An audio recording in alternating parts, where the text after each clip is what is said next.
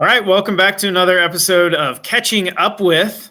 I'm your host, Brian Powers, and with me today I have 2007 graduate of Franklin Community High School. He was here from 2003 to 2007, scored 1,129 points, which ranks him eighth all time, 4 points away from seventh, so probably missed some free throws and some gimmies in there that could have gotten him up to seventh, but whatever. Played football his junior and senior years. He was a receiver, set the all-time state record for most receiving yards ever. He also threw 12 touchdown passes as a quarterback and rushed for over 2,000 yards in one season. May have fact-checked that. I might not have. You'll never know. He is also currently Hold on. he is also currently the boys' head basketball coach here at Franklin Community High School, and we wanted to get him on before the season started to talk not about the boys' basketball season upcoming, but his high school career here. I have with me today Adrian Moss. Adrian, how are my facts? Your facts were a little off on the football side. Maybe not. Who knows? I did the best I could out there. Spoken like a true coach. Did the best I could. All right, so Adrian, we'll start off with this year's team. Just give a quick summary of what you're looking forward to as the season starts here next week. I would say looking forward to playing against somebody else. We put a lot of time in, banging against each other in practice, early mornings, and just really competing against each other. So I think our coaching staff and our players are really excited just to play against some different guys besides ourselves. Also excited about coming off of the finish that we had last season. We had a really good summer. I've been super impressed with these guys in practice, just coming in, and we've talked about we're kind of going to be the hunted at the beginning of the season, and before we were kind of the hunters. So we want to make sure that we can handle that, and there's a lot that comes with that. People are going to give us their best shot. We played some teams early that we beat last year in our run, and I wanted to make sure that we put the work in and we had the right mindset coming in, and not just say, hey, we won, we did this last year and we had this great finish, but this is a completely new year and it's a whole new dynamic, and we have to prove ourselves right now this year. And we don't want to do it the last 7 games of the year. We want to have a really good season from the beginning. So the focus is not making the same mistakes we made in the previous year at the beginning as a coaching staff and as players, and start getting off to a good start. All right. Okay. So enough coach talk. Let's talk about you as a player. So take the coach hat off, put the player hat on. I don't know if my knees. I think my knees are cringing when they hear that. Your knees couldn't handle 2 times up and down the court. I don't think. No, not at all. All right. You might actually be able to beat me now, Brian. No, absolutely not. You still just like go from the left to the right, and I'll just have like PTSD from the community center, and I just think you got to give the people some context, though. Yeah. Well, we used to play. You would have been. You weren't in college, so you would have been a sophomore in high school, I think. Yeah. Sophomore or junior. Yeah. No, we're going with sophomore or junior. I would have been 25. So the youngest I've given you is sophomore. Okay. Yeah. That's like 15. If you get younger, 14 or 13, no, I'm not doing that. I was decent enough. I could have done, not letting a 13-year-old. And I will second that. You could definitely shoot the ball. I would like to have you on my team. Well, I shot it enough, so I should have been able to. But let's start off, before you're 14, when you're a kid, just talk about, because you moved here later. So where did you kind of grow up and get your love for not only basketball, but all sports? I grew up in Centralia, Illinois. Well, I wouldn't say I grew up, but I was there till I think I was 11 years old when I moved to Franklin. So I grew up, I was the youngest of all my cousins. So all my cousins went to college to play basketball or football. Mostly basketball. There was one that went to play football, and he's, they would not let me. I couldn't score a point. I remember times where I literally could not score, and they would not. I'm like, man, like, can you just let me score 1 point? And So I think that's where it started, like always trying to beat my older cousins all the time. And my dad was still playing at the time too. So I would travel with my dad. He was refereeing, and I would dribble up and down the courts, and I was shooting between games and stuff like that. And watching my older cousins play in high school, and that type of thing. That's where I really think I started to develop the love for the game. But I don't remember this obviously, but my parents, people around say that when I was 2, 3 years old, the first thing I ever said was ball, and that it was just one of those things from day one, like that everyone kind of knew, like this kid's gonna play basketball. He's not very big, but we know he's gonna play. So, and that I think just growing up in that environment with against my cousins, and my dad started travel AAU back where we're from. We went to the national championship. I posted this on Instagram that we played against John Shire, the head coach of Duke. It was kind of like our rival. They were North Shore Blue Devils at the time. We played them every year. They're from Chicago. And so that just whole dynamic of that situation, we went to Florida and played nationals. My dad introduced me to that at a young age, and just being around my cousins, I think that's where I really started to gain that love and take it serious. Yeah.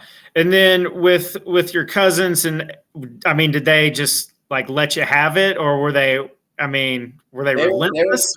They were pretty brutal. I was pretty fast and good with the ball, but they were so much bigger than me. So there was just, in the I was a little bit out of the neighborhood, and so I would ride my bike to the neighborhood where my cousins and everybody lived, and they weren't having it. So in the neighborhood that I grew up playing basketball in, it was you weren't getting anything easy. So, and it was concrete, so you felt it. Yeah, you hit the ground. You knew you were hitting the ground. For sure. All right, so you moved to Franklin. You're 11 years old. What's that? 5th grade? 6th grade? Yes, yeah, going into 5th grade. Yep. All right. Where'd you go to elementary school? I went to Webb Elementary School. There you go. Actually, it was the middle of 4th grade because I went to Creekside and elementary. So the first year I moved here, I actually got here too late, so I had to play on the second team at Creekside. And then the next year, I was at Webb Elementary. So it was like halfway of my 4th grade years when we moved here. Listen, you talked about you're playing on concrete and you feel it, but you play in Webb and you fall on that court, you feel that, like the tile courts there. Yeah. Okay, so you start playing in 5th grade. Kind of take us, what do you remember about that, and then going into middle school? I remember I scored a lot of points in the game, and the Daily Journal showed up one time, and they kind of put an article in the paper when I was young in 4th grade, and I, think where I'm from, like that's just things like that don't happen. So that was like the first, situation where I'm like, oh, this is pretty cool. Like they put me in the paper. I was like in 4th or 5th grade, because I don't know. It was like, I think I scored 40-something points in the game. But it was actually the B League that I scored it in. But, it was just a talk around town that a new kid had moved in, was pretty good at basketball. So that was cool. And I remember I joined the Junior Cubs travel team, which I'm now in charge of. But that was the first team that I joined. And our team was really, really good. So I started building a relationship with those guys. And those guys are still my best friends to this day. So that was kind of the first experience for me was Creekside, second team, and then Webb Elementary, the A team, and then the Junior Cubs, and then I had Doug Warner. I almost said Kurt Warner. Doug Warner at 6th grade. Was one of my favorite coaches ever. So he was the first one to cut me. I'll never cut me at 6th grade. I'll never forget it. So I was super little, and I got cut. And he told me, I was like, oh, I got cut. Because they, you posted the list. Right. And I go out there and I see the list. And he said, yeah, you were the last one we cut. I'm like, oh, okay. And he goes, I was really surprised with you. I mean, you look at you because I had big glasses and big red hair. I didn't look like I could play, which I mean, I got cut. So I guess I couldn't play that much. But he goes, you look at you, you don't think you can play, but you can play. And I was like, thanks. Thanks. I didn't quite make it. Nah, Doug was great to me. He's a legend. He's a legend. So middle school. Who are some of your friends that you were talking about that you played with in elementary school? Our class was elementary school was a little the junior Cubs elementary is what I was referring to. Okay. So I say my best buddies was like Patrick Woods, Jordan King, Brandon Foster, Eric Lizelle, Renan Madison. Those was like the core group of our players. So yeah, Okay. And still you're talk still to friends. You're still friends with them. for sure. Nice. Jordan and Pat and Eric, I talked to Jordan King probably the most out of everybody. We're still really, really good friends, but I still try to keep in touch with everybody. So yeah, we talk often. Yeah. All Old right. stories. So you're in middle school, and that's probably when you started developing some more of the county rivals as well, right? So just take me through middle school, the AAU, and this is everyone's talked about this. How much did you play at the boys club? I went to the boys club. I was one of those kids that went to the boys club every single day. So I played. I don't remember actually playing in the boys club league because Yeah, you couldn't play in that. That was for kids. That was my league. Okay. I would set up You now, were on the team. You were on the team. You couldn't. That was when I was in middle school. I think they started that because it used to double up, and then when I was in middle school, they kind of cut that where it's like, no, if you're on the team, you can't play in this league. I was like, Yeah. I'm thinking back. I might have played 1 year at the boys club. I can't remember. And my dad was maybe my coach. I can't remember. I'd have to ask. But but I went to the boys club every single day to play. So and the boys club and the rec center was where we did everything. So I mean, we competed in Palmer Park. So it was always Palmer Park when it was when it was warm enough outside. In the winter, we were always at the boys club or we were at the rec center competing. So those are the places I grew up playing at. yeah. I tell you, have you been? I'm assuming you've probably been to the boys club recently. Yes, yeah. I went a couple years ago for the first time. I bet in 20 years or something. Oh my gosh, it was unbelievable. Like Yeah. it was exactly the same. I felt like I was 14 again, walking in there and walking in there, and like there are pictures from my class, Yeah. like when they won because Jake about that, and they still had the Danny DeWitt picture up there and everything. Oh, it was great. So that was such a great place. For sure. And we've hosted some tournaments there, like just through our junior Cubs and stuff. And I also, people maybe outside of here don't think it's cool, but if you're from Franklin and you know about the Wonder Five Center, it's now called the Johnson County Boys and Girls Club. I don't know if you knew that or not, but yeah, we know it as the Wonder Five Center. Yeah. So it's historic. So I think it's cool to have our kids play there. So yeah, and we sit there and act like we just go there and play basketball the whole time. Well, there was plenty of other stuff because sometimes those doors to the upstairs would be unlocked, and you just get up there and just the foosball, the ping pong, the pool. They had the pool table, the short pool table with I forget what that game was called. Bumper pool. Yeah, bumper pool. Yep. Yeah. So I had a great time. I went there every day after school. I probably stayed till 6-7 o'clock every night. So yeah, that was good. All right, so your middle school. Playing some basketball against some other schools from around here. Did you develop any rivalries during that time? Yeah, definitely. I would say Franklin Central with John Ashworth and Jawan Johnson. Jawan Johnson ended up being Big Ten Player of the Year for Purdue. John Ashworth went to IUPUI. He originally signed Indiana State, then go to IUPUI. Ended up being my roommate. Now he's the head coach of, and actually I was with him at Decatur Central, but now he's the head coach at Hamilton Southeastern. I would say Franklin Central for sure. I would definitely say Center Grove with Tyler Kitchell. Ted Kitchell played in the NBA. His son Tyler ended up going to UND as well. Really good player. Greenwood, John Pfeiffer, who I'm actually meeting with today to possibly hire on staff. Hopefully everything works out. But AJ Eads played in the NFL. So there was some good.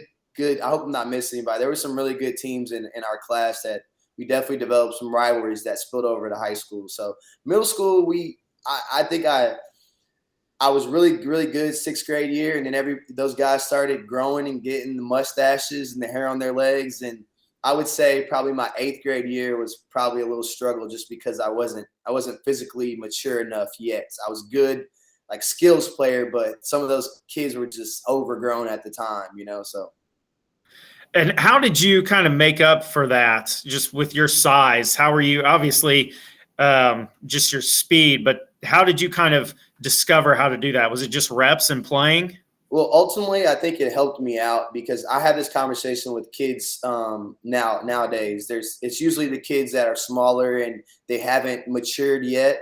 And the thing about it is that when you're used to being the smallest or the weakest guy out there, and then all of a sudden it changes and it starts to even up, it becomes easy for you because you're so used to I had to be so skilled and so fast and think the game before it happened. You have to see the play before it happens in order to beat that guy that's more athletic than you. So I was accustomed and built my basketball game on that. And then, I started lifting weights and I didn't grow a whole lot. I'm still 5'8" and, on a good day, 5'8", 5.5" on a good day. But I got in the weight room and I matured, I physically matured, and that strength issue started even itself out. I started jumping really good. I got to a point where I was I think at 38-inch vertical at one point in time. So when that started coming and evening up, I really took off from that point because I was so used to, playing at such I just wasn't as strong and as athletic as the other kids. Yeah. Yeah. The 38-inch vertical, that's something that I remembered kind of when I knew my peak athleticism was on its way down when I jumped one time and they told me your vertical's only 38 at this point. So, I mean, that was probably within the last 4 or 5 years. But you're a superhero, man. That's right. That's right. Now, words, get it? Now, could you ever dunk? I could, yeah, I could dunk. It wasn't. They were baby dunks. Yeah, most of my dunks were baby dunks. In the game, the Morrisville, I went baseline and kind of threw in a little baby dunk where I kind of grabbed the rim after a winner. But I had several times where I've had pretty good dunks, but just never in a game. But my problem was the highest I ever jumped was at 18 years old, and then at 19, my patellar tendonitis started coming. And I'll never forget it. I was at Franklin Central with Mark James, with George Hill, respected Pacers. He throws me a oop, and I jumped up and I dunked it really, really good. It's probably one of the best dunks that I've had. And my whole knee locked up on me. And that was the beginning of patellar tendonitis to tendinosis. And I dealt with that my whole career. It started at age 19, and I could never actually jump as hard as I wanted after that. So really? If I jumped at a certain level, my knee would lock up on me. So I did all this rehab and stuff. And at the end of the day, my kneecap ended up going out of the side of my leg at 30 years old, playing in the 30 and over league. And I ruptured my patellar tendon and broke my kneecap.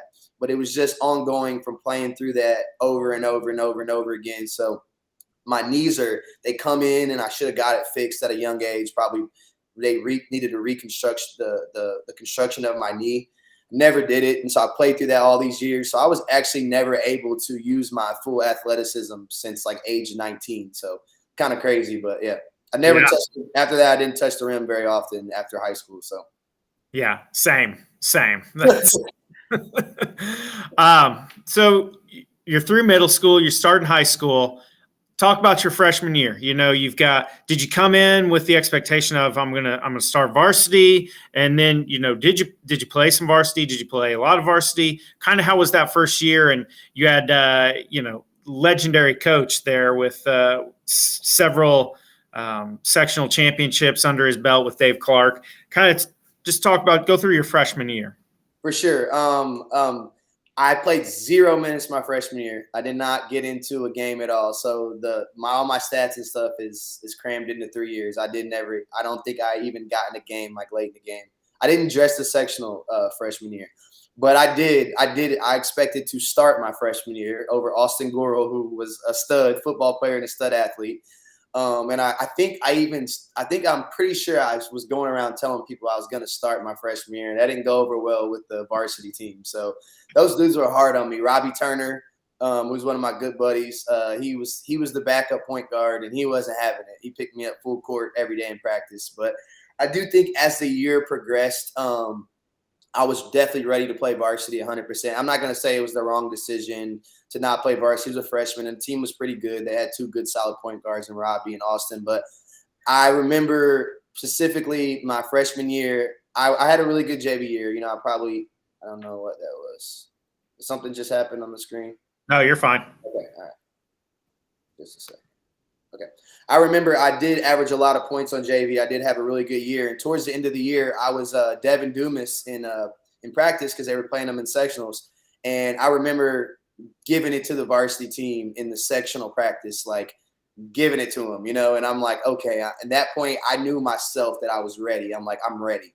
But I think it was so far that they had already built the chemistry. And you imagine not playing varsity your whole year and then throwing a freshman there in the sectional. The sectional rosters had already been submitted and all that stuff. So I'm definitely not saying it was the wrong decision, but I just remember from my freshman year, that practice, it was at Creekside too, which was kind of weird dynamic, but it was at Creekside. It was a sectional practice. I was the Devin Dumas on the other team who we were about to play against. And it was one of my best performances that I'd had. And I was like, okay, you know, if I can go against Austin Gore and Robbie Turner, you know, I'm ready. So that was kind of when I was like, okay, I'm pretty good. I think I'm ready for this varsity thing. Okay, so you guys, they play in sectional. You're not on the roster.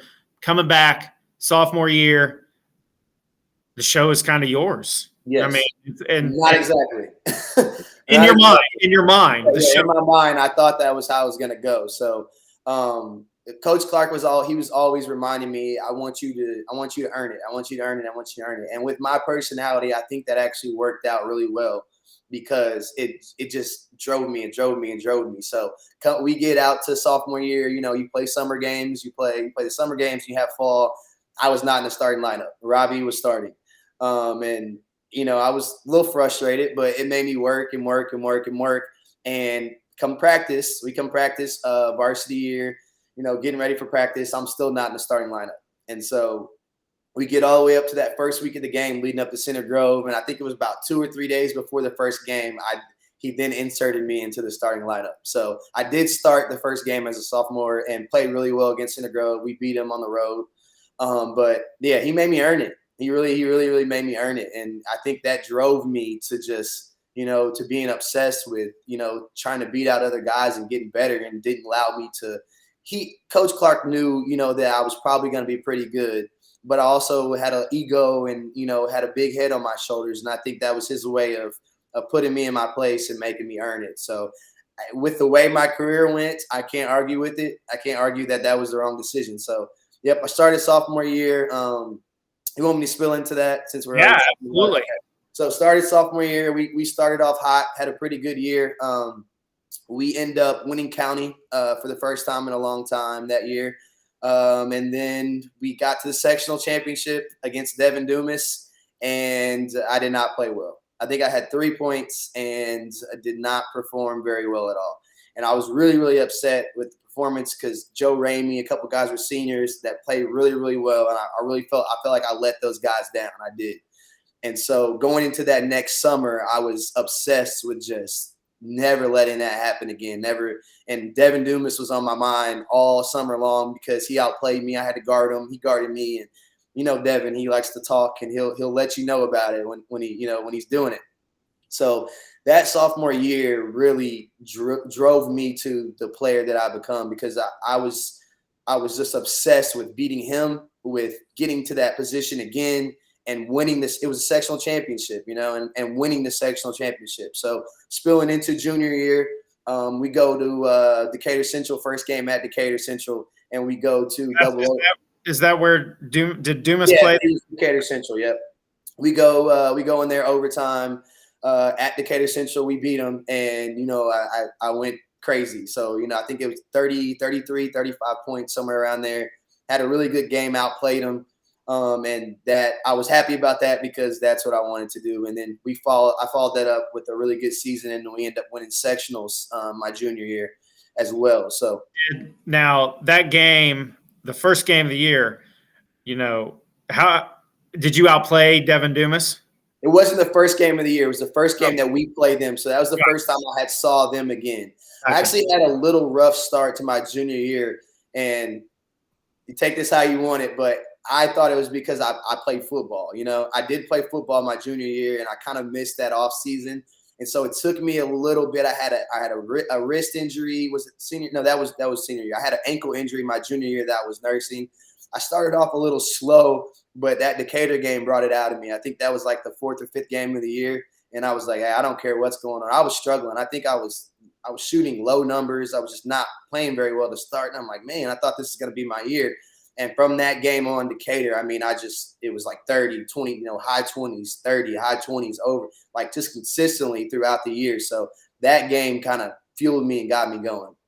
Were you talking?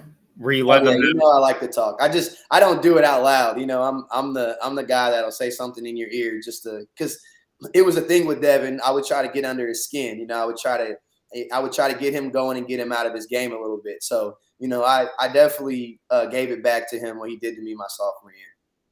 Now, thinking back, what's one or two of your favorite moments of just like getting in someone's ear like that? What's your favorite? Any good lines? I don't know. I think it's like the in the moment thing, where you just, you competitive nature and and as a little bit of immaturity as well.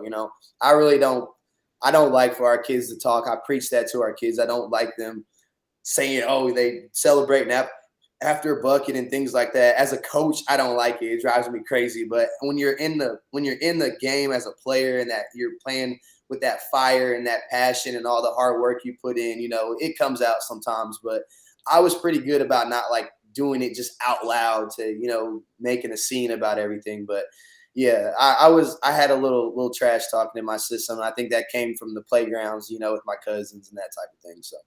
Did you ever get into it with anyone in the stands, like opposing schools? No, absolutely not. No, they did I was a little guy, so I remember Greenwood. They did the middle school. Like I'm at the free throw line, they're yelling the middle school chant, But that type of stuff, I love that. Like I don't get, that doesn't make me like get mad. Like I love that. Like that fuels me. So.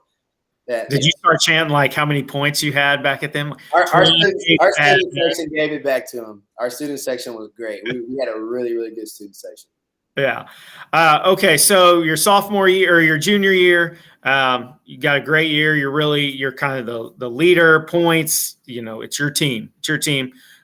Postseason, what happened? You won sectionals, and then kind of. Who'd you beat and what happened after that? We actually did the exact same thing that our varsity team did this year. So we beat 3 teams that had beat us in the regular season. So there was 2 teams. We beat 2 teams. So Decatur Central we did beat in the regular season, but then we beat them again. They beat us in the sectional championship the year before, remember, as a sophomore. So we beat them in the regular season, and then we played them first round, and we put them out of the sectional junior year, which was another moment, I was happy about. We then go to play Franklin Central, who had Jawan Johnson. They had John Ashworth. I mean, they were stacked. They were ranked top 5 in the state with a 7-footer in high school. You can imagine. It was pretty crazy. They destroyed us in the regular season. Jawan went for, I think, 40 points, close to 40 points. At this point, he's shooting threes and, whole 9 yards. So it was a tough game for us, but we beat Franklin Central. Where did we win this sectional at? I'm trying to remember where we won it at. How'd you beat them? What was the plan? We basically got Jawan, we got him out of the paint. We removed him out of the paint, and we went small with Ben Gordon, who was leading the state in rebounding. And not to mention Greg Oden was in high school at that time. Ben Gordon from Franklin was leading at 6'2", was leading rebounding, not to mention playing with a fracture in his back. He had a back brace on. I remember after the game he was crying, but he just really, really, really like tried to muscle Jawan, and he could shoot. So he got him out of the paint. And Chris Hawkins also, I remember, was good that game. He also could shoot. He brought him out of the paint.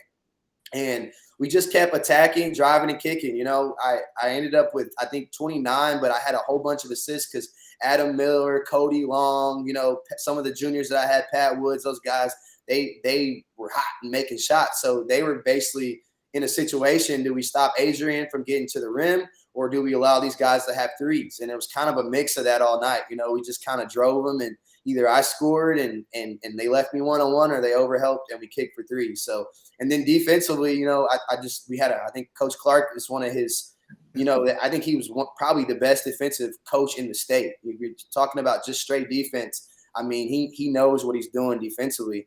And I think we had a really good game plan, and we beat those guys. So, and then, we'll talk about senior year, but we followed up by putting them out the next year. But so it's championship game, we get Center Grove, who also beat us in the county championship. We won county sophomore year, but we made it back to the championship in our junior year, and we lost to Center Grove. So now we're playing them again in the sectional championship.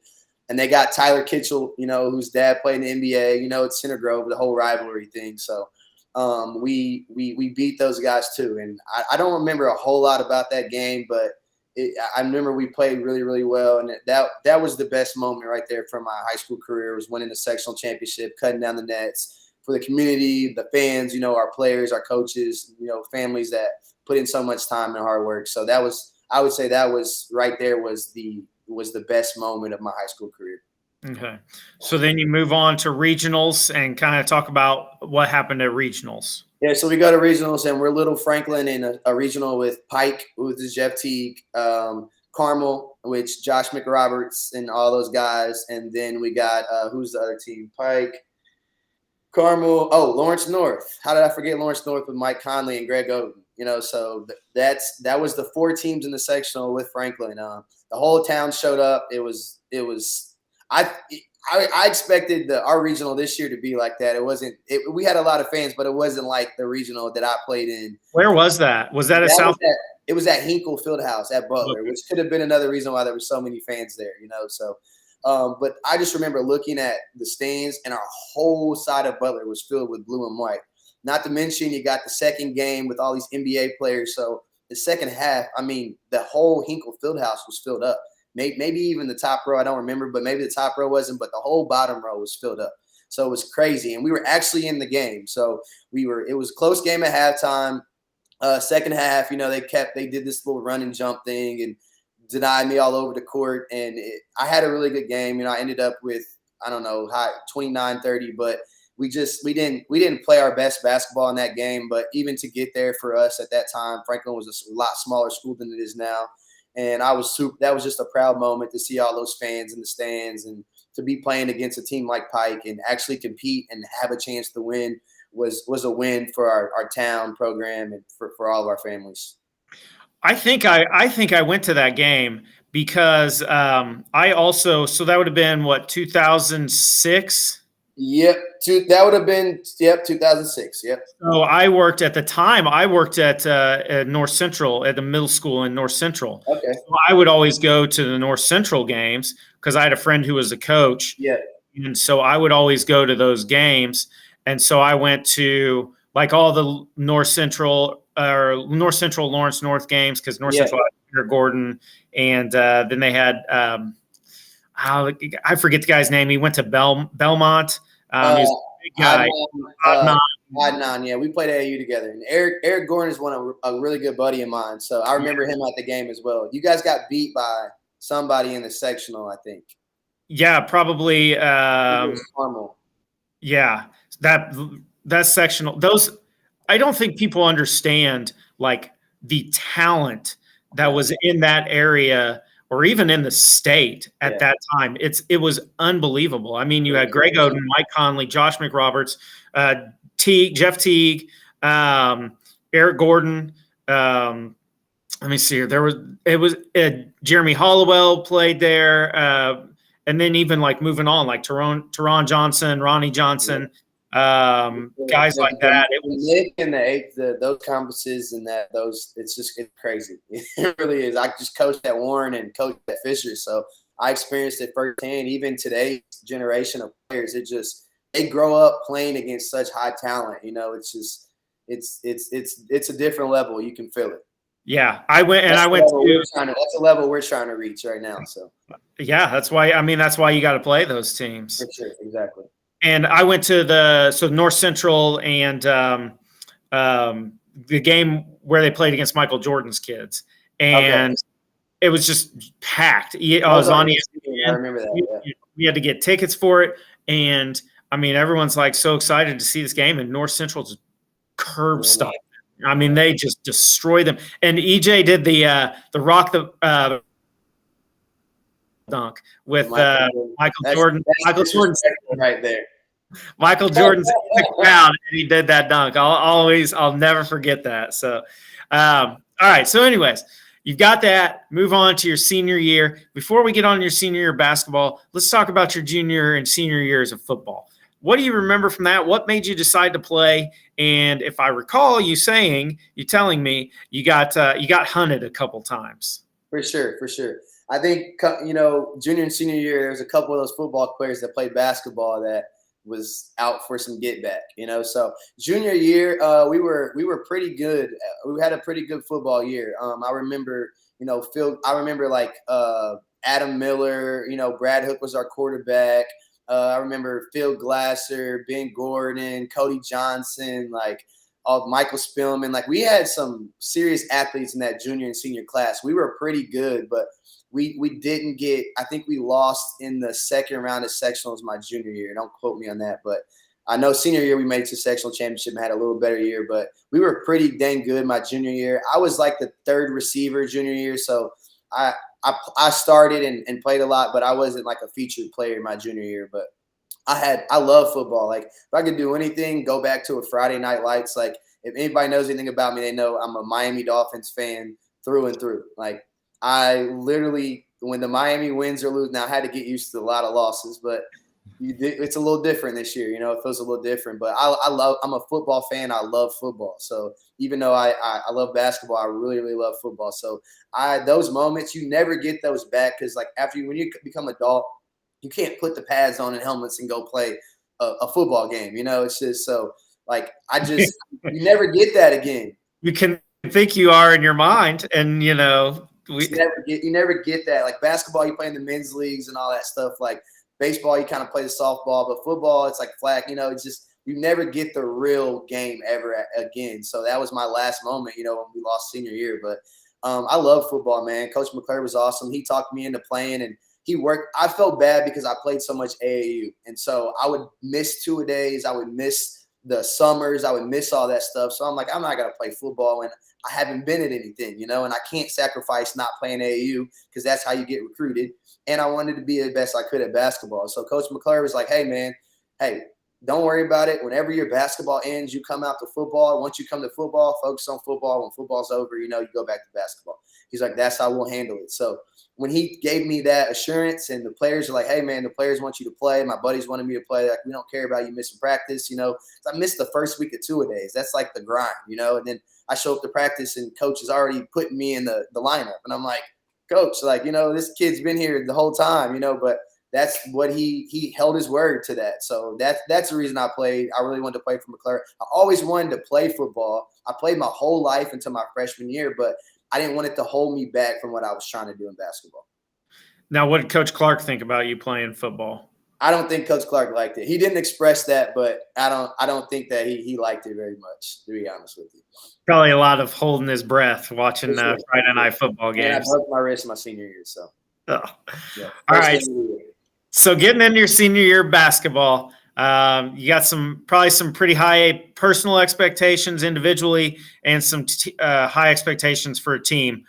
Just take us through your senior year.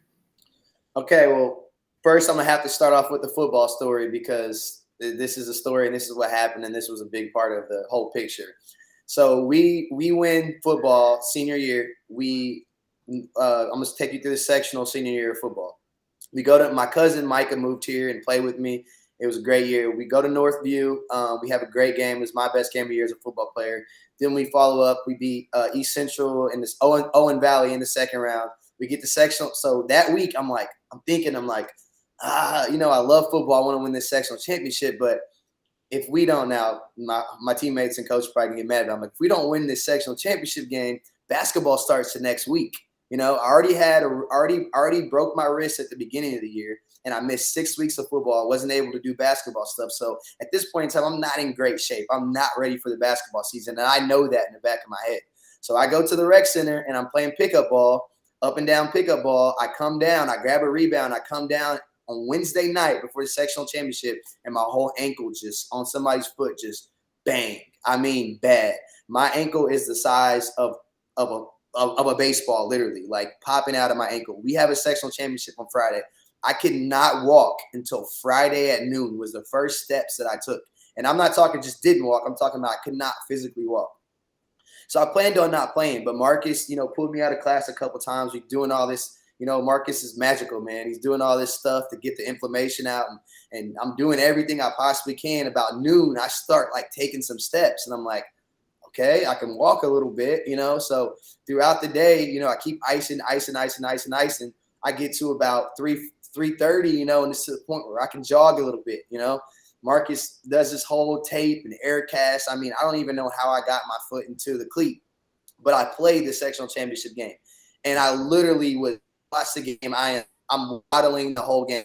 I was mostly a decoy in that game because I was at that time after Eric Lizelle got hurt. I was the lead receiver, and so I felt so bad. Like I'm like I have to play. I cannot let my team down. So I played through the sectional championship of that Whiteland game. And with the air cast, and I mean, I had a touchdown catch, but I literally just fell on the ball. Like I could not move at all. Like I was just acting like I was okay. They were doubling me and stuff, and it helped us out a little bit, but we ended up losing by extra point in the sectional game. So moving on to senior year, I wasn't able to practice. I could not practice going all the way up into the game. I couldn't do full practices. I was doing little workouts on the side because you have to have your 10 practices. So I was doing stuff that was non-live in practice, but I hadn't really, I was out of shape, everything going into my senior year in Center Grove, and just banged up to start the year. Like wrist pins just got out of my wrists. Air cast. I'm playing with the air cast in basketball. I don't know if you remember the air cast. Those big. Oh yeah, air casts. Yeah. I had to get new shoes after my ankle got better because my shoe was so stretched out. And so my senior year just started off really, really rough for me. And I was doing okay personally, but a lot of things went wrong. We had 2 kids get kicked off the team, which were my buddies and teammates that I grew up playing with the whole way. Eric Lizelle broke his leg in the football game holding a kick, like really, really, really bad injury. I was banged up, so we basically lost 4 starters that year from my senior year with me being banged up, and it was a rough year. But luckily, we had Will Conley, Nicodemus, Ross Cypress. We had some younger players that ended up stepping up. We ended up being, I think, 12-11, got put out of sectional second round. But I had some success. I averaged, close to 24 points and almost 8 assists. But I played half the year, like just couldn't, I was just really, really banged up and just playing off of an experienced senior who had been through the fire. It was a rough year, I think, mentally and physically. It was a lot different than my junior and sophomore year. But like I said, those younger guys stepped up. We had an okay year, but it wasn't like the previous 2 years. So that was my experience as a senior. Do you ever how long after your senior year was over did it take for you to kind of get over that, or do you still kind of think, oh, I wish I had done it over, or wish I wouldn't have gone to the rec center on that Wednesday night? Yeah, I think the biggest thing was I wish that I wouldn't have went to the rec center on that Wednesday night, especially not before the sectional champion. I had committed to football already.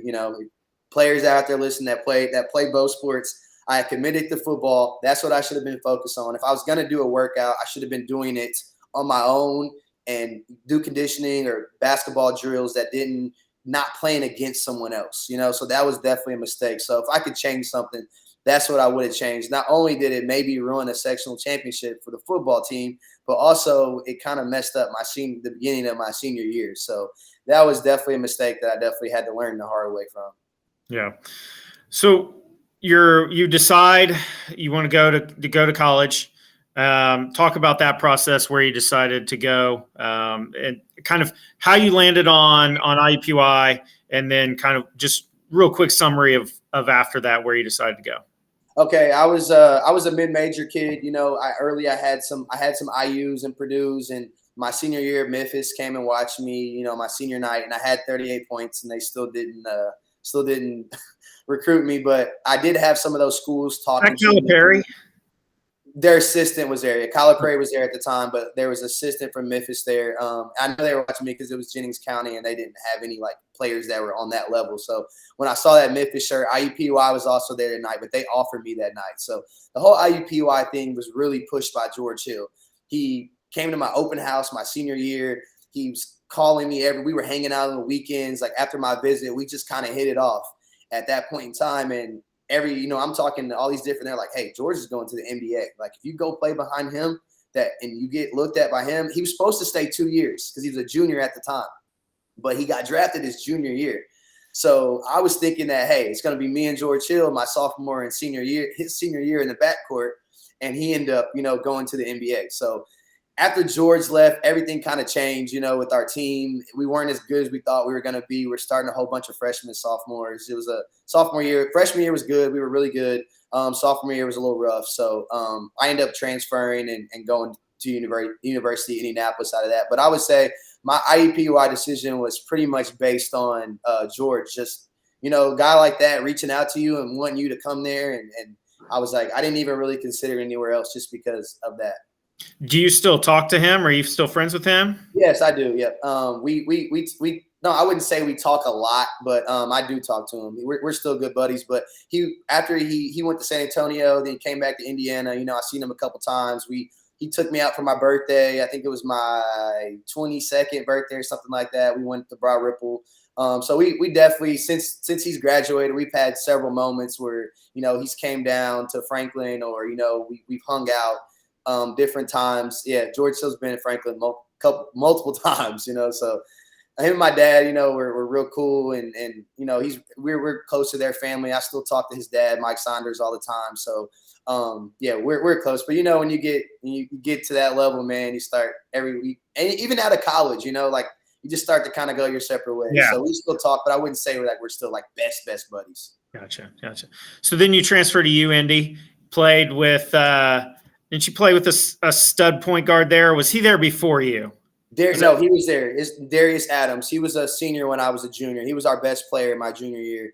He was MVP of China, MVP of the Euro League. I mean, he's been making $1 million since he left UIndy. So, I mean, he's one of the best players I've ever played with. So, wow. All right. So just to get you out of here, thinking back to your time at Franklin. Now, obviously, I think the time that made you, I'm going to say it was your sophomore year, because it was you and Joe Ramey would always come to the community center. And so I would have been there. So that's really what started all this fire. I just remember playing against, there was you and there was Joe Ramey. And I was just like, I don't really want to play against these guys. I would prefer to be on their team because for some reason, I always got stuck guarding one of you two. Yeah. And it was like, you were way too quick for me. And Joe was, I don't know, he was just really good. And I just couldn't do anything. And I was like, well, hopefully they maybe don't guard me and I can do something. I can like run around and get a rebound. I don't know. But anyways, just looking back on your time, how would you describe it? Just think about it, and just meaningful people and moments there. Without basketball and the experience that I had, high school, all the people that the relationships I built at Franklin is now, look where I'm at now, so that's a connection there. My time at UIndy, my whole goal there was to take the team to the NCAA tournament. And we did that twice, and then become an All-American, which I did as well. So, and then also wanted to play professional basketball, and then, went to Canada and played professional basketball for 5 years. So all those experiences, they just lead up to the moment, so it kept going. And now even till today, being the head coach at Franklin is a dream come true. But without all of the moments, the failures and the successes from high school, college, and professional, just definitely wouldn't have the knowledge and experience that I have today as a grown man. So I know I say I would change something, but honestly, you really wouldn't change anything, because those moments make you learn from them, and that's what makes you become who you are in the present moment. So my basketball experience, I wouldn't trade it for the world. I'm so grateful for God that gave me the talent and ability at my size to be able to even do half of the things that I did, as a basketball player. And now I'm using that as a coach to help our youth and help players and hopefully can have some of the same successes as a coach. So basketball for me is it really is more than a sport. I know for a lot of people say it's just a game, but for me, it's my life. It's my livelihood. It's what I've done since I was 2 years old or 1 year old, whenever I said ball. And it's just something that I love, man. I'm just truly grateful for the experiences and people that I've met throughout my time. Absolutely. Well, we are grateful that you came here. We're even more happy that you have come back and have been the coach here. And I really appreciate this time that you've been able to spend here with me and just taking this time out. I know you're busy with the season getting ready to start, but just rehashing your career and going over that and all the good times. I know I joke around, but I always enjoyed playing against you because, it always competition makes you better, even if you are a 25-year-old man going against a 15-year-old wife. No, for sure. I same way. People like you and that are in our building and around our town and around our community, like the support. It really means everything. It's you don't always get that as a coach. It's not like that everywhere. But I always tell people, like, in Franklin, Indiana, like, I feel at home and I feel supported, and that is the best feeling you can feel as a coach in the head of a program. So I appreciate you and everybody that supports me, my family, and my program. Of course, of course. Well, thank you again, Adrian, for taking this time, doing this with me. I really appreciate it. Best of luck this season. Thanks, brother. You guys will do great. Once again, Adrian Moss, 2007 Franklin Community High School graduate and Franklin Community High School boys head basketball coach. This has been Catching Up With. Why is it not stopping?